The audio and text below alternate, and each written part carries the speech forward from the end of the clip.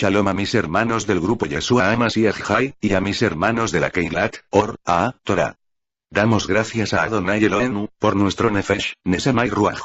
Por una oportunidad más de poder hacer multiplicar nuestro talento, y sacar de ellos el interés necesario para el Olam Haba. Hoy es jueves, 27 de julio, 2017.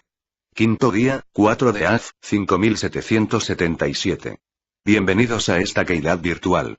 Parashá de la semana. Parashá de Barim, palabras. Deuteronomio 1, 22.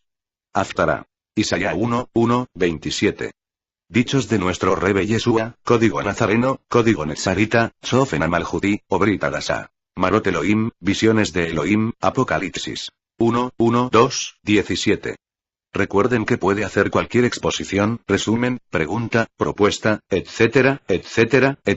No está permitido cualquier comentario, ni vídeo, ni foto, ni audio, ni nada, fuera de la parashá. Hacer caso omiso a estas reglas es una falta de respeto a todos los integrantes del grupo, por lo tanto tome el primer día de la semana para realizar estas preguntas. Sin embargo puede hacérmela en privado. Por lo tanto apliquemos la Halajá Ilhot Talmud Torah de Rambam 4:6. Tampoco se pregunta al instructor sobre un tema diferente, sino del tema que en ese momento se está estudiando. Agradezco su cooperación al respecto. Comentario diario de la parashá. En la parashá de esta semana se incluye los textos de Marot Elohim, visiones de Elohim, conocido popularmente como Apocalipsis en griego helenístico, Apocalipsis. Descubrir, dar a conocer o revelar.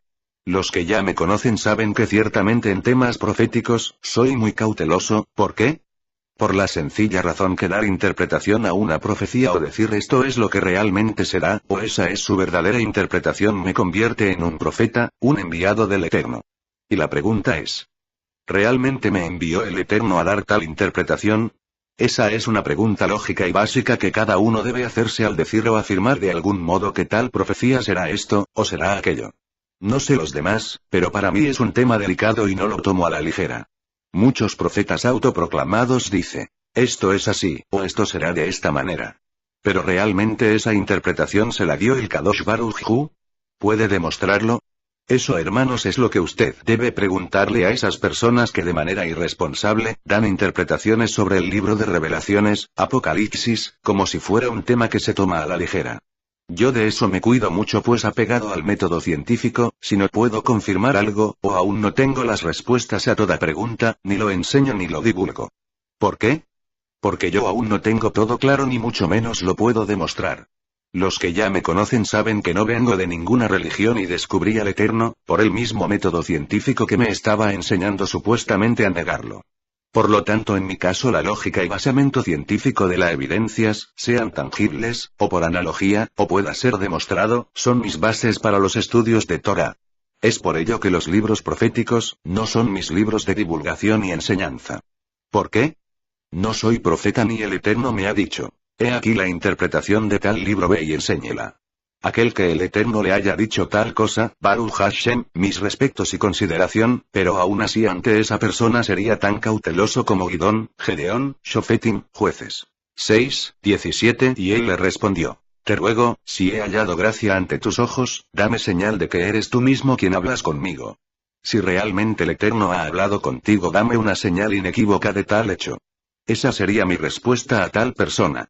Sobre esto, cada quien tome lo que considere correcto y aplíquelo.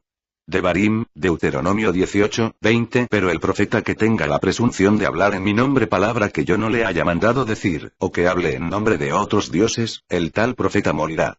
Por tanto dice más abajo, cuando el profeta hable en nombre de Hashem, y lo que dijo no suceda ni se verifique, es palabra que no ha hablado Hashem.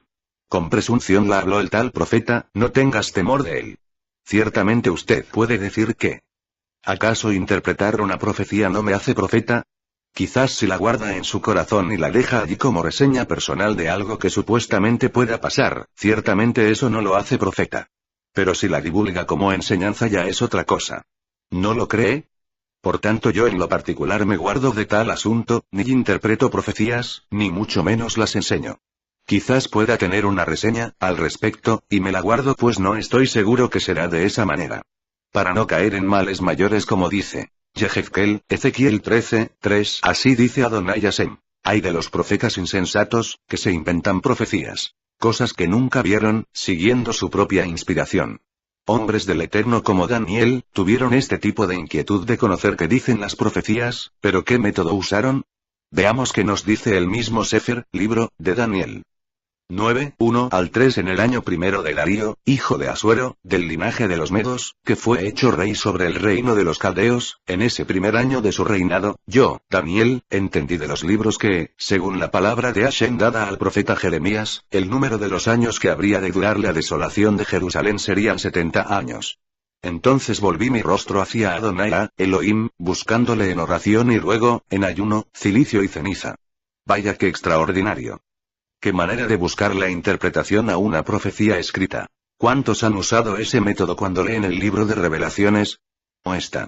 Daniel 10, 2 al 3 En aquellos días, yo, Daniel, estuve afligiéndome por espacio de 3 semanas. No comí manjar delicado, ni carne ni vino entraron en mi boca, ni me ungí con ungüento, hasta que fueron cumplidas 3 semanas enteras. Ven que no solo es leer, y después crear una página web, o un grupo de WhatsApp, o cualquier medio, decir lo que mi mente supone y lo que supuestamente creo. Sé, que cada uno de ustedes puede tener su propia opinión, ya que el motivo de este grupo, no es imponer ideas, tengo como regla. No imponer nada, no soy inquisidor, ni me creo portador de la razón, ni impongo ideas ni enseñanzas, ni mucho menos acepto a nadie que me las imponga.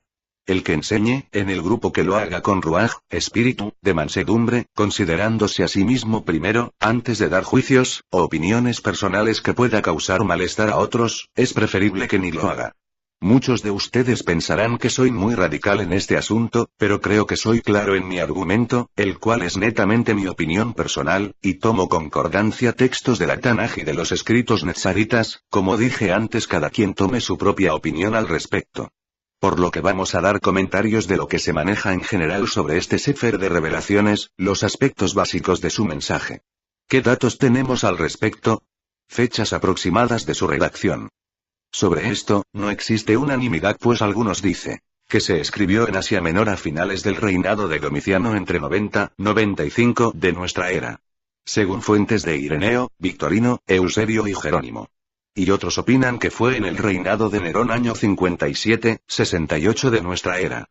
Por la alusión que dicen en el capítulo 11. 1 Y me fue dada una vara de medir semejante a un bordón, diciendo: levántate, y mide el templo de Elohim, y el altar, y haz la cuenta de los que sirven en él.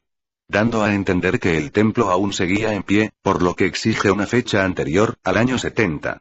Yo en lo particular tomo esta última propuesta pues pienso que es la más probable. Cada quien tome la que considere correcta. El autor del Sefer. El autor se identifica a sí mismo como Yohanan, Juan. Sobre esto, no existe una opinión unánime entre los estudiosos del tema, debido a la diferencia de estilos en los otros escritos de Yohanan. Y posiblemente por esto no era aceptado en ciertas congregaciones entre los años 250 y 950 de nuestra era. Por otro lado, buscando la lógica en esto, parece extraño que una persona que no sea Yohanan, uno de los Shaliach de nuestro justo Mashiach, diga solamente Yohanan a secas. Es como si no tuviera que dar más detalles, pues cualquiera que escuchara su nombre podría conocer ampliamente quién realmente era por su cargo de Shaliach, y su reconocimiento sería amplio entre los judíos del partido metzarita, de Asia Menor en esa época.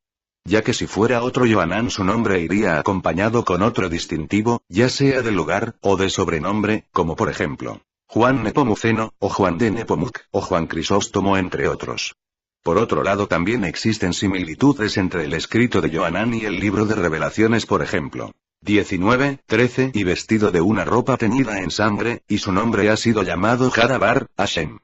Y en Yohanan 1:1 desde un principio era Dabar de Elohim, y aquel Dabar estaba siempre ante Elohim, y el Dabar que ya existía era la expresión misma de Elohim.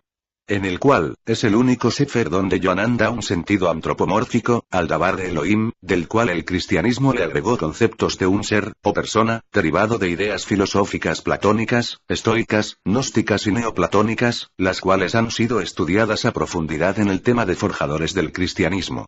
Favor leer. Otro detalle que también puede ser considerado al respecto son las mismas palabras de nuestro Mashiach cuando dijo: Yohanan, Juan 21, 20 al 23 y volviendo su cabeza, Kefa vio que les seguía aquel Talmid, a quien Yeshua le tenía un afecto especial, el mismo que en el Seder se había reclinado sobre su hombro, y dicho: Adón, ¿quién es el que te entregará? Así pues, al verlo Kefa, dice a Yeshua: Adón, ¿y qué será de este? Yeshua le dice: si quiero que él quede hasta que me vea venir, ¿por qué te preocupas tanto por eso? Se comentó entonces entre los hermanos este dicho: este discípulo no morirá. Pero Yeshua no dijo no morirá sino, si quiero que él quede hasta que me vea venir, ¿por qué te preocupas tanto por eso? Por lo que podemos hacer una analogía en referencia a esto y decir que él me vea venir, se refería al momento que se le manifestó en el comienzo del Sefer de Revelaciones 1:13 y en medio de los 7 menorot, a uno semejante al Ben Adam, vestido con un kitel gadol, y ceñido por el pecho con un cinturón de oro. Como les dije, no hay una evidencia totalmente absoluta, pero hay una fuerte tendencia a que Yohanan el Shaliach es el autor de este Sefer. Ahora bien, sobre el lenguaje. Ya en otra oportunidad hablé sobre este asunto y copio textualmente. En este libro profético donde el recurso literario que son el conjunto de técnicas, figuras retóricas y planteamientos estilísticos que un escritor utiliza para crear una obra literaria, son usados ampliamente. Donde los recursos alegóricos, antropomórfico, metáfora, y demás estilos de lenguaje figurado, forman parte esencial del relato apocalíptico, y por tanto tratarlo de ver en un sentido lógico y cronológico, es un grave error. Otro tanto, es leer los pasajes sin un contexto histórico, de lo que el escritor dio a entender a los lectores de la época. Todos los significados de estos textos tienen sus raíces en la Tanaj. Por lo que todo este cuadro de exposición, solo se debe tratar de descubrir cuál es su idea principal, y no un libro de adivinación para designar fechas, eventos, y secuencias de tiempos, los cuales siempre ha sido el error de los niños exploradores de este texto, en todas las épocas, que lo usan en un sentido amarillista, llamativo, escandaloso o exagerado, que al parecer es su único fin de leer este Sefer. Usted no caiga en este mismo error. Ciertamente este estilo, era conocido y es muy parecido a los textos como el Testamento, o Asunción, de Moisés, el libro de Enoc, el libro de los Jubileos, Apocalipsis griego de Baruch, Cuarta Esdras, y Testamento de los Patriarcas, de fuentes gnósticas, o los llamados libros apócrifos, heterónimo u obra apócrifa, obra, literaria o de otra naturaleza, atribuida falsa, supuesta o fingidamente a un autor. Es por ello que estos libros deben ser manejados con mucho cuidado, discreción, y sobre todo con madurez. Por tanto podemos ubicar este Sefer de Revelaciones en el cuarto nivel que es el Sod, el cual es el nivel misterioso, u oculto. Recuerden los niveles de interpretación de la Torá en la introducción del tema nacimiento virginal. Favor leer. Dicho todo esto, lo cual era necesario según mi opinión, podemos leer el Sefer tomando en cuenta estas consideraciones. Posteriormente trataremos de analizar, de manera simple, el texto de Revelaciones, pero será para el próximo comentario diario de la Parashá, si el Kadosh Baruj Hu lo permite. Y nos da la Jochma, Binah, y Daat, necesarias, para hacerlo. Hazak, Benit Hazek, sé fuerte, y nos fortaleceremos. Shalom Alejem.